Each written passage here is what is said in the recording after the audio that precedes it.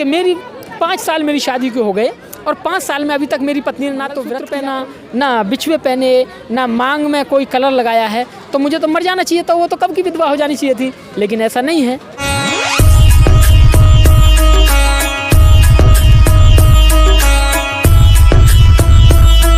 22 तारीख बहुत परिवार मिलन मेला में हम आए हुए हैं। तो हम आपको हमारे सिंगर और पूरे भारत में माने जाने सिंगर हैं, तो मैं आपको शशि भूषण बॉस जी से मिलाना चाहती हूँ। तो सर आप ये बताइए कि यहाँ पे बहुत परिवार मिलन मेला है, तो यहाँ पे क्यों सभी लोग आते हैं, क्या करने के लिए आते हैं, यहाँ क्या रीजन है, किसके लिए आते हैं? देखिए, जब राजा प्रसेनजीत वैशाली पे वार वार आक्रमण कर रहे थे और जीत नहीं पा रहे थे, तो राजा प्रसेनजीत ने अपना एक संदेश वाहक भेजा बुद्ध के पास कि जाओ तथागत गौतम से पूछो कि मैं वैशाली पे विजय प्राप्त क्यों नहीं कर रहा हूँ। जब वो संदेश वाहक वहाँ गया और कहने लगा कि तथागत राजा ने भेजा है, राजा की समस्या ये है कि वो वैशाली को जीत नहीं पा रहे हैं, काफ़ी आक्रमण किए हैं, कोई उपाय बताइए ताकि वो वैशाली पर विजय हासिल कर लें। तो बुद्ध कहते हैं आनंद को कहते हुए कि आनंद, वैशाली के जो लोग हैं वो हफ्ते में एक दिन तो सामूहिक भोज करते हैं और महीने में एक बहुत बड़े मेले या मिलन का आयोजन करते हैं और साल में एक बहुत बड़े पूरे जो वैशाली नगर है वो सारे मिलके अपनी समस्याओं का और अपने विचारों का आदान प्रदान करने के लिए एक सम्मेलन करते हैं। अब उनके साप्ताहिक भोज और मासिक जो सम्मेलन है, वार्षिक जो उनके आज विचारों का आदान प्रदान सम्मेलन है, उससे उनकी समस्याएं, उनके समाधान उन्हें उन्हीं से मिल जाते हैं।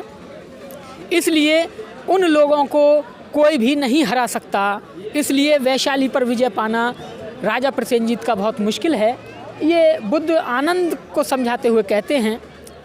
और इतना सुनकर जो संदेश वाहक है वो राजा के पास जाता है, कहता है कि राजा, बुद्ध ने मुझसे तो कुछ नहीं कहा, लेकिन आनंद से ये ज़रूर कहा था कि वहाँ के लोग हफ्ते में मिल बैठकर भोजन करते हैं और सप्ताह में, मासिक में, महीने में एक वो मीटिंग करते हैं और एक साल में बहुत बड़ा आयोजन होता है जहाँ बहुत बहुत दूर के लोग आते हैं, इकट्ठा होते हैं, मिलते हैं, जुलते हैं, परिचय होता है, अपनी समस्याओं का समाधान वहाँ से मिलता है, ये कहा। तो राजा ने कहा कि भाई संदेश वाहक, तुम उस बात को नहीं समझ पाए, मैं समझ गया। तो संदेश कहने का मतलब ये है कि जब हम महीने में ऐसे आयोजन होते रहेंगे, हम एक महीने में 30 दिन होते हैं, 30 दिन में हम 29 दिन अपने घर खाएंगे और एक दिन हम इस तरह बैठकर सामाजिक खाना खाएंगे, तो ये हमारा भाईचारा बढ़ाएगा, ये हमारा मेल बढ़ाएगा। यहीं से हमारे बेटे बेटियों के लिए बहुएं, बेटियों के लिए दामाद, हमारी हर समस्या का समाधान इस तरह के मेले के आयोजन से होगा। ये बुद्ध कहते हैं, राजा समझाते हुए जो सार है वो ये है कि इस तरीके के आयोजन 3 महीने में, 4 महीने में, 5 महीने में, 6 महीने में होते रहने चाहिए।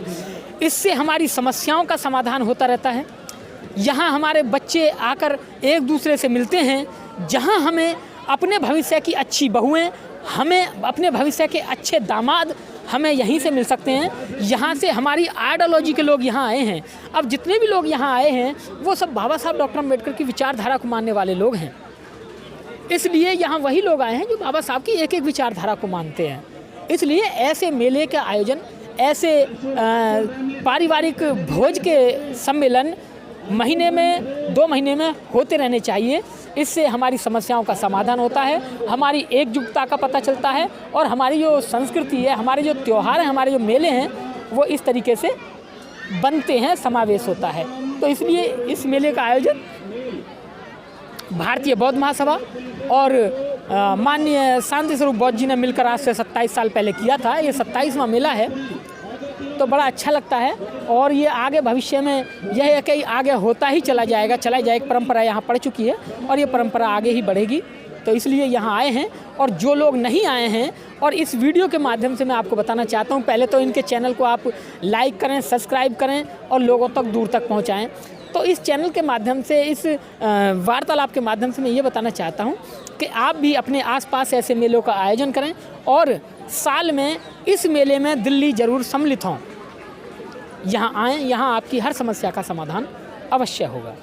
सर, अक्सर देखा जाता है हमारी महिलाएं जो है पाखंडवाद में लिप्त रहती हैं, उसके लिए क्या आप कहना चाहते हैं? देखिए, किसी भी उत्सव को, किसी भी परंपरा को आगे बढ़ाने का काम महिलाएं करती हैं। मनुष्य तो सिर्फ, यानी जो पुरुष है वो तो महिलाओं को पैसा देता है, उस पैसे से महिलाएं किसी भी परंपरा, चाहे वो अच्छी हो चाहे बुरी हो, जैसे हम जिस परंपराओं में पहले रहते थे वो सारी परंपराएं बिल्कुल बेकार थी, मिथ्या थी, पाखंड से भरी हुई थी। लेकिन जैसे जैसे हमें पता चला, हमने छोड़ी, नई हमने परंपराओं को अपनाया और वो परंपराएं आज धीरे धीरे बढ़ती जा रही हैं। इसलिए हमें पाखंड से निकलना पड़ेगा। महिलाएं ही पाखंडवाद की पोषक होती हैं और जब तक महिलाएं उन्हें पोषती रहेंगी वो पाखंड आगे बढ़ता रहेगा। इसलिए महिलाओं को पाखंड से दूर करना बहुत जल्द होगा। इसलिए सभी महिलाओं को जागरूक होना पड़ेगा कि हमारे लिए अच्छा क्या है, बुरा क्या है। ये उन्हें सोचना पड़ेगा, मंथन करना पड़ेगा कि पैर में बिछुआ पहनने से, गले में मंगलसूत्र डालने से और बीच सर में लाल रंग का कोई भी पदार्थ लगाने से पति की आयु कभी भी लंबी नहीं होती है, कभी नहीं होती है। इसका मतलब ये है कि इंडिया के अलावा और नेपाल के अलावा और पाकिस्तान के अलावा, बांग्लादेश के अलावा, जहाँ जहाँ सनातनी लोग हैं और सनातनी ये परंपरा है, इनके अलावा और जो देश हैं वहाँ पर कोई भी महिला इस तरीके का, यानी पैर में बिछुए पहनना, मंगलसूत्र पहनना और बीच सर में कलर लगाना, इनसे कोई लेना देना नहीं है। तो इसका मतलब उन्हें खुद सोचना चाहिए कि तो वहाँ की औरतें, वहाँ के पुरुषों को तो मर जाना चाहिए। वो क्यों नहीं मरते हैं? क्योंकि ये अंधविश्वास है। इसलिए इस चीज़ से निकलना होगा, सोचना होगा, गहन अध्ययन करना होगा। एग्जाम्पल के लिए मैं आपको बताता हूँ कि मेरी 5 साल मेरी शादी को हो गए और 5 साल में अभी तक मेरी पत्नी ने ना तो व्रत किया कोई, ना मंगलसूत्र पहना, ना बिछुए पहने, ना मांग में कोई कलर लगाया है। तो मुझे तो मर जाना चाहिए, तो वो तो कब की विधवा हो जानी चाहिए थी। लेकिन ऐसा नहीं है। इसलिए औरों को भी इस चीज़ से प्रेरणा लेनी चाहिए। हमारे पुरखे, यानी हमारी माताएं, दादी अनपढ़ लोग थीं, वो अनपढ़ थे। अब जैसा चतुर लोगों ने उन्हें बता दिया, वो अपनी अज्ञानता के कारण उसमें फंसे रहे। लेकिन आज तो हर महिला पढ़ी लिखी है, ज़्यादा पढ़ी लिखी नहीं है लेकिन थोड़ी तो पढ़ी लिखी है।